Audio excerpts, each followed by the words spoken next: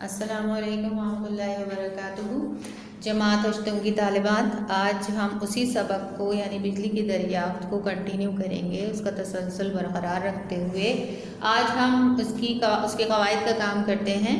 پہلے ہم نے اس کے واحد جمع کیے، مشقی کام کیا، اور آج جو ہم اس کے مشقی کام کے بھی دو سوالات جو ہیں وہ آپ کے قواعد کے حصے میں ہونے، تو لہٰذا ہم وہ بھی کریں گے۔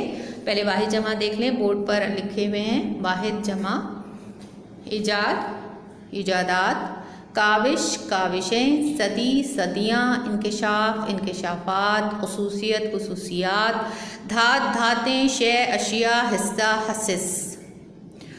الفاظ متضاد میں ہم دیکھ سکتے ہیں: اندھیرا، اجالا، انجام، آغاز، آسان، دشوار، ترقی، تنزلی، اہم اور غیر اہم۔ مرکب مترادفات جو اس سبق سے ہمیں مل سکے وہ ہیں دور دراز اور ڈھکا چھپا۔ ٹھیک ہے طالبات، یہ آپ اپنے قواعد کی کاپی میں ٹائٹل پیج بنانے کے بعد یہ کام کریں گی۔ اس کے بعد ہم سوالات پہ آتے ہیں، مشقی سوال پہ، اور مشقی سوال میں ہم کریں گے ابھی روزمرہ اور محاورہ۔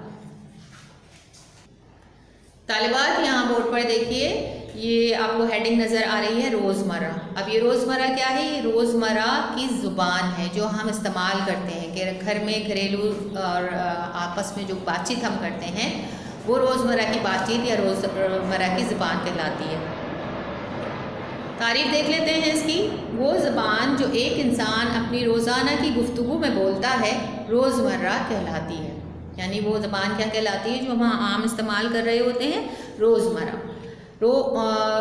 موضوع الفاظ کا استعمال، انتخاب اور ان کی مناسب ترتیب روزمرہ کو فصیح و بلیغ بناتی ہے۔ یعنی ایک ایسا جملہ جس میں موضوع الفاظ ہوں اور اس کی ترتیب مناسب ہو تو ہماری گفتگو کو خوبصورت بناتی ہے، اور ہمیں جب ہم بات کرتے ہیں تو وہ دوسرے کو سننے میں بہت اچھی لگتی ہے۔ اس میں افعال ان کے حقیقی معنوں میں استعمال ہوتے ہیں۔ افعال یعنی فعل کی بات کر رہے ہیں یہاں پر، کہ جو اس میں کام ہوتا ہے وہ حقیقی معنوں میں ہی استعمال ہوتا ہے۔ اگر ہم کہہ رہے ہیں کہ کوئی مار رہا ہے تو اس کا مطلب یہی ہوا کہ حقیقتاً وہ کسی کو مار رہا ہے۔ اگر ہم یہ کہیں کہ وہ کھا رہا ہے، کھانا کھا رہا ہے، تو اس کا مطلب ہے کہ ہاں وہ واقعی کھانا کھا رہا ہے۔ یعنی فعل جو ہے وہ اپنے حقیقی معنوں میں آتا ہے۔ آگے بات سمجھ میں؟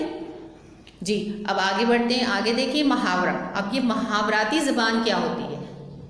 محاورہ جو ہے میں آپ کو بتا دوں، جیسے روزمرہ میں فعل جو ہے وہ اپنے حقیقی معنوں میں استعمال ہوتا ہے، لیکن محاورے میں فعل جو ہے وہ حقیقی معنوں میں استعمال نہیں ہوتا بلکہ اپنے مجازی معنوں میں استعمال ہوتا ہے۔ کیسے؟ اس کی تعریف پڑھ لیتے ہیں۔ جن جملوں میں افعال مجازی معنوں میں استعمال ہوتے ہیں وہ محاورہ بن جاتے ہیں۔ مثلاً سیب کھانا۔ سیب کھانا، اس میں کھانے کا عمل کیا ہے؟ منہ میں لقمہ رکھنے، چبانے اور نگلنے کی شکل میں ہوتا ہے۔ اسی طرح سے کھانا کھانا، اس میں بھی یہ ہمارے ذہن میں کیا آتا ہے کہ منہ میں لقمہ رکھا، اس کو چبایا اور نگل گئے۔ لیکن اگر فعل کھانا، آپ کا فعل کھانا ہے اور اس کو استعمال کر رہے ہیں ہم جوتے کھانا میں، قسم کھانا، منہ کی کھانا وغیرہ میں، تو پھر یہ کیا ہوگا؟ یہ اپنے حقیقی معنوں میں استعمال نہیں ہوگا بلکہ یہ اپنے مجازی معنوں میں استعمال ہوگا۔ جیسے پھر یہ محاورہ کہلاتے ہیں۔ جو فعل اپنے حقیقی معنوں میں استعمال نہ ہو بلکہ مجازی معنوں میں استعمال ہو رہا ہے تو وہ محاورے ہوتے ہیں۔ ٹھیک ہے؟ جیسے اینٹ سے اینٹ بجانا، بال کی کھال نکالنا، پاؤں دھو کر پینا۔ یہ سارے جو فعل ہیں اس کے اندر، یہ کیا ہیں؟ یہ اپنے حقیقی معنوں میں استعمال نہیں ہو رہے بلکہ اس کے معنی کچھ اور نکل رہے ہیں۔ ٹھیک ہے؟ تو یہ محاوراتی زبان کہلاتی ہے۔ اب ہم آتے ہیں اپنی مشق کی طرف، اور مشق میں اسی سے متعلق آپ کا جو سوال ہے اس کو ہم سالو کرتے ہیں، حل کرتے ہیں۔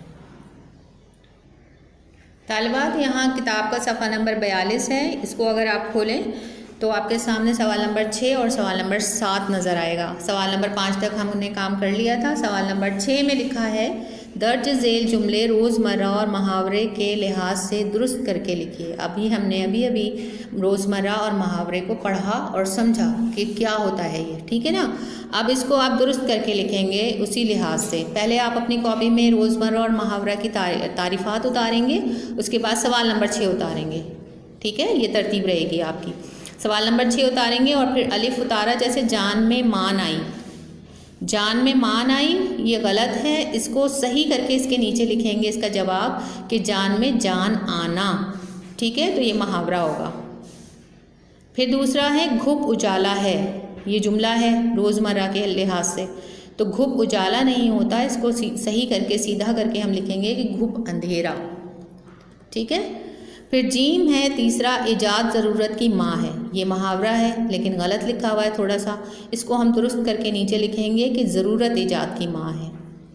پھر ہے چوتھا، بجلی کی دریافت کا صحرا بنجمن فرینک کے سر پر ہے، تو یہاں اس کو روزمرہ کا یہ جملہ ہے اور اس میں محاورہ نہیں ہے، لیکن ہاں محاورے کے طور پر بھی استعمال ہوتا ہے کہ صحرا سر پر باندھنا، تو صحرا سر پر باندھنا یہ حقیقی معنوں میں استعمال نہیں ہو رہا بلکہ اپنے مجازی معنوں میں استعمال ہو رہا ہے، تو اس کو ہم درست کر کے لکھیں گے کہ بجلی کی دریافت کا صحرا بنجمن فرینک کے سر ہے، پر اس کو ہم کاٹ دیں گے۔ آخری جو ہے وہ ہے انسان یہ مشاہدہ صدیوں سے کر رہا ہے، اس کو ہم درست کر کے کیسے لکھیں گے؟ انسان یہ مشاہدہ صدیوں سے کرتا آ رہا ہے، ٹھیک ہے۔ تو یہ آپ کا روزمرہ اور محاورہ کی زبان کے حوالے سے یہ کام ہو گیا۔ اب اس کے بعد ہم سوال نمبر 7 پر آتے ہیں۔ سوال نمبر 7 کو ہم پڑھتے ہیں، اس میں لکھا ہے، یہ الفاظ پڑھیے، سائنسدان، خطرناک، تجربہ گاہ، ان تینوں لفظوں کے آخر میں دان، ناک، گاہ کی علامتیں لگائی گئی ہیں، انہیں لاحقہ کہتے ہیں۔ آپ کو یاد ہوگا کہ اس سے پہلے والی ہی کلاس میں نے سابقہ اور لاحقہ دونوں کی تعریفات آپ کو کرائی تھیں اور وہ آپ نے اپنی کاپی میں لکھی بھی ہوں گی، تو بس اب آپ سوال نمبر 7 ڈائریکٹ اتاریں گے کہ آپ انہی تینوں علامتوں سے 3 نئے لفظ بنائیں، یعنی کہ دان، ناک اور گاہ سے۔ دیکھیے طالبات، یہاں پر کاپی میں آپ کو لکھا ہوا دکھا رہی ہوں، دان سے ہم نے 3 بنائے، علامت، دان جو ہے علامت ہے اور یہ جو آخر میں لگے گی کسی بھی مفرد لفظ کے تو وہ کیا بن جائے گا؟ لاحقہ۔ تو پان دان، نمک دان، ناشتہ دان، ناک علامت ہے، اس کو ہم نے لفظ کے آخر میں لگانا ہے۔ شرمناک، خوفناک، ہولناک، یہ کیا بن گئے؟ لاحقے۔ گاہ بھی جو ہے کیا ہے؟ یہ بھی علامت ہے، اس کو بھی ہم لفظ کے آخر میں لے کے جا رہے ہیں، چراگاہ، پناہ گاہ اور درس گاہ، اور اس طرح سے ہم نے اس کے بھی لاحقے بنا لیے۔ تو یہ آپ کو یہ والا سوال اس طرح کرنا ہوگا، سوال نمبر 7، ٹھیک ہے طالبات؟ تو طالبات اب آپ کا ہوم ورک یہ ہے کہ آپ نے یہ سارا کام جو ہے جو آپ کو بتایا گیا ہے اور نشانات لگوائے گئے ہیں وہ سارا کام آپ نے اپنی کاپی میں کرنا ہے، یہ قواعد کی کاپی میں، اور اگلی کلاس تک کے لیے اللہ حافظ۔